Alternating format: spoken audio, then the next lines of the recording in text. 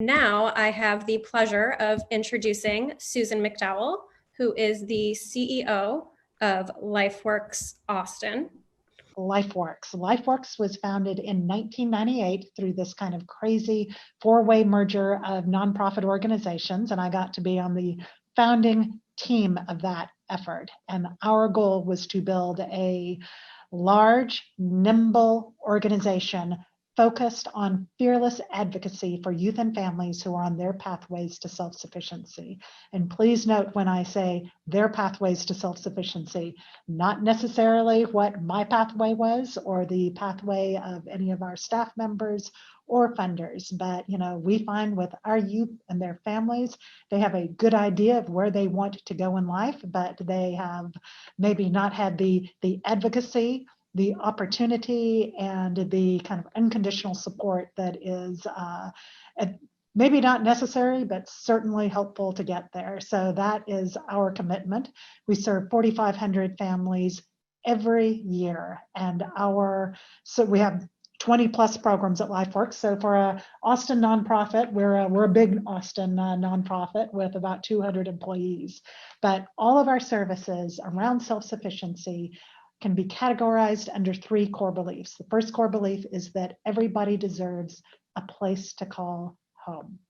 We are working with youth and young adults who have deep experiences with systems, foster care and juvenile justice, systems that were really never trained to raise and nurture children, but this is what they have done, and youth age out with a lot of resilience, a lot of dreams, but also needing a lot of support and advocacy, particularly in housing. So one of our key components is numerous housing programs. What looks like home for one might not look like home for somebody else. So we have everything that spans from street outreach to shelter, several different kinds of transitional living programs, rapid rehousing, even permanent supportive housing. And as you will see on the headline, our chief goal as an organization is to end youth homelessness by making it rare, brief, and non-recurring. And I'll talk a little bit more about that in a moment. But it's not just enough to find somebody a place to live. There also has to be a recognition that everybody deserves the opportunity to learn and work at their own pace, in areas of their choosing, and in ways that normalize and frankly celebrate the so-called stumbles and failures along the way, because we've all had them.